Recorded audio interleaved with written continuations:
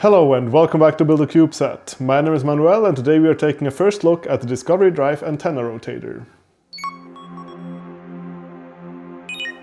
As you may know, the purpose of an antenna rotator is to point an antenna in a specific direction. And in the context of CubeSats, this is useful because it enables us to use high-gain directional antennas like Yagi-Udas to receive even faint signals from the satellite or transmit commands up. Now this is a prototype unit that KrakenRF has sent me for the purpose of this preview. You might know them from their SDR or the Discovery Dish, which they released a few years ago. At the time I'm making this video, they have a campaign going for the Discovery Drive on crowd supply, which I will link to in the description. To be clear, this video is not sponsored. KrakenRF has loaned me this prototype for the purpose of making this preview, and once I'm done, I'll return it. If I get a production unit later in the year, I will follow up with a full review.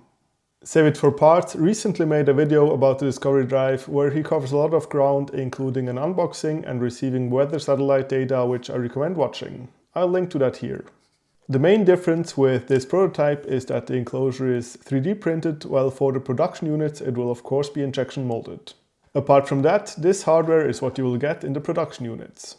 We got the ESP32 based controller board and two brushless DC motors, one for azimuth and one for elevation. Overall, even with this prototype enclosure, the build quality feels solid, and at 6.5 kilograms or 14 pounds, it's quite a hefty unit. It offers 12.25 Newton meters of torque for a 5 kilogram or 11 pound payload and an operating temperature rating of -10 to +40 degrees Celsius.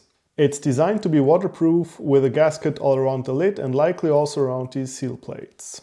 There are two vent holes at the bottom for pressure and moisture equalization, but they also seem like likely ingress points for insects.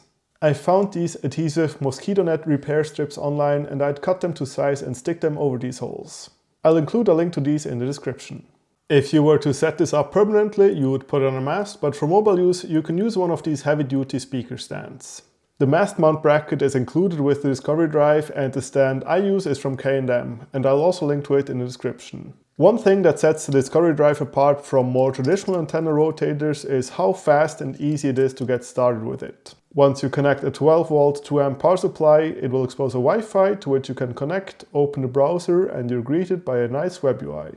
Let's walk through that next. Up here we can manually point the rotator by entering azimuth and elevation values. We can do something like 10 and 10 degrees and hit enter and the drive will go there.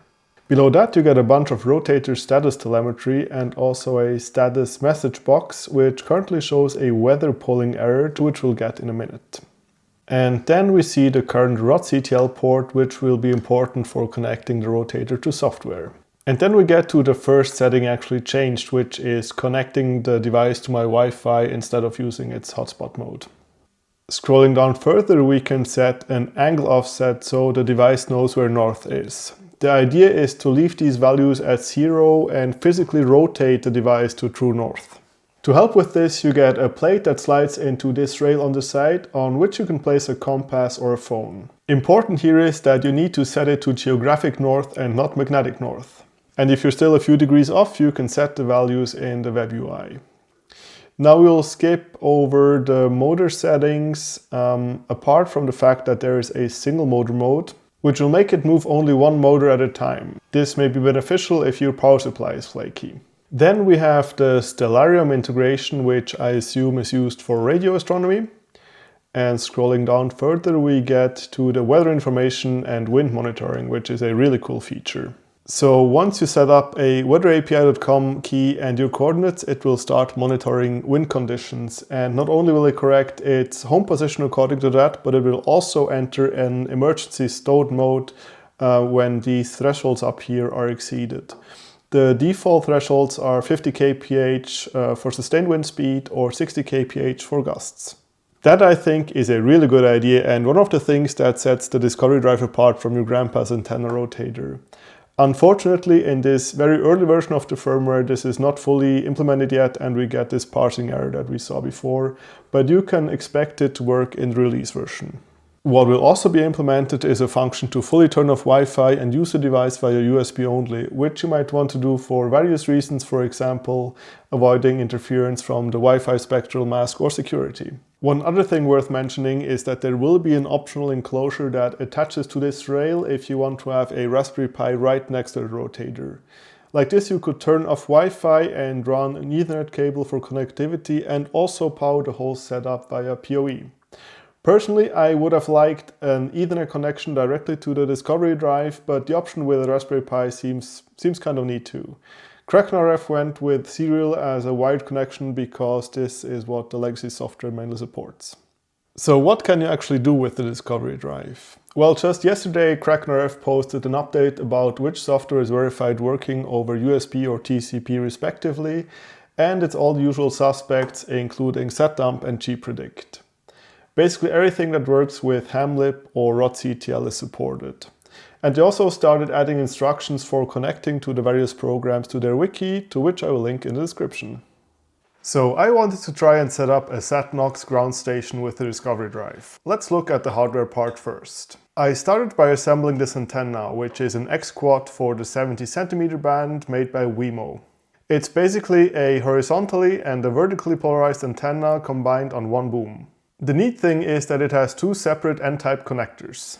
If you also get a phasing harness like this one, the two linear polarizations can be combined into a right-hand or left-hand circularly polarized signal by just swapping the connectors. You'll find the links to these products in the description.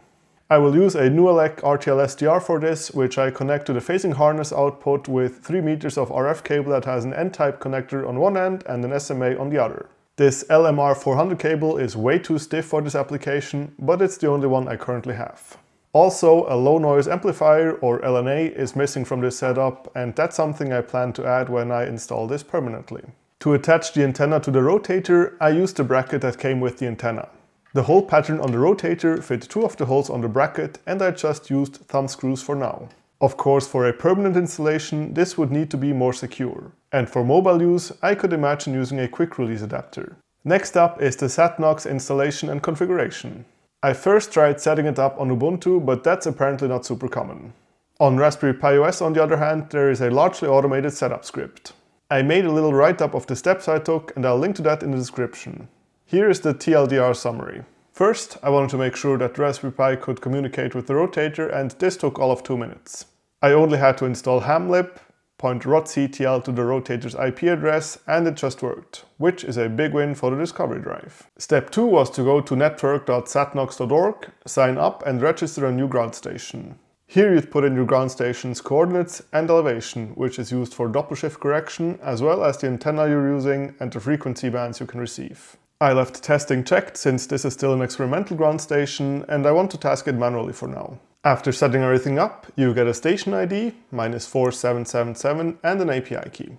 Step 3 was to install SatNOGS on the Raspberry Pi. This is a very well documented process, and you'll find a link to this wiki article in the description. Here you will need the station ID and API key, and also your rotator's IP address and rotctl port, which you'll find in its web UI. Once that was done and the client was running, I was ready to make a first observation. Everything up to this point, including putting the antenna together, took me about an hour. Step 4 was testing. Since I needed a better view of the sky than my balcony could afford, I set everything up in my dad's yard. One of the really nice things about the Discovery Drive is that it's easy to transport and set up. For power, I hooked up a USB-C PD trigger board set to 12 volts and ran the rotator off a 74 Wh power bank, which also powered the Raspberry Pi and an LTE access point. After 3 hours of testing, the power bank was still 80% full. Once it was running and the rotator was set to true north, I logged into network.satnogs.org and scheduled a few observations. On my Ubuntu laptop, I had SatNOGS Monitor running in the terminal to track the passes, which is what you see on the left here. I tried a few different passes, but I didn't quite get it to work, as the rotator would either start out well but then only track intermittently and stop before the zenith point, or not start to track at all. I'm certain that this is a problem with my configuration and not with the rotator itself. It was my first time setting up a SatNOGS ground station, and I only had one afternoon to try and get this to work. I'd really like to dig deeper into this in the future though, so please leave a comment if you'd be interested in a full SatNOGS setup walkthrough. And also, if you have experience with SatNOGS and something I could have tried comes to mind, let me know too. So this is all I have for today, and I'm looking forward to getting my hands on a production unit. As I mentioned in the intro, KrakenRF is currently running a crowd supply campaign where you can pre-order one of these bad boys for $699 US. As always with crowdfunding, it's advisable to use your own best judgment when deciding if you want to get one now.